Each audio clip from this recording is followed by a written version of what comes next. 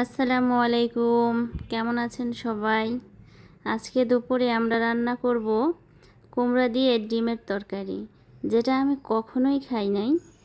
অনেকে ভাবতে পারেন আসলে এটা কেমন কথা যে কখনো খাই নাই। আসলেই আমি কখনোই এটা খাই নাই, কারণ আমি ডিম দিয়ে আলুর তরকারি খাইছি, যেটা অনেক টেস্ট হয়। আমার শাশুড়ি রান্না করেন, ওনার হাতের রান্না এমনিতেই অনেক মজা। তো কালকে রাত্রে কুমড়ার ডিমের তরকারির অনেক গল্প হয়েছে, যেটা শুনে না মন চাইতেছিল দুপুরেই রান্না করি, তাই দুপুরেই রান্না করতে চলে আসলাম। আমার গত ভিডিওতে আমি বলছিলাম চা খাওয়ার সময় আমি দুইজন ব্যক্তিকে খুব মিস করি।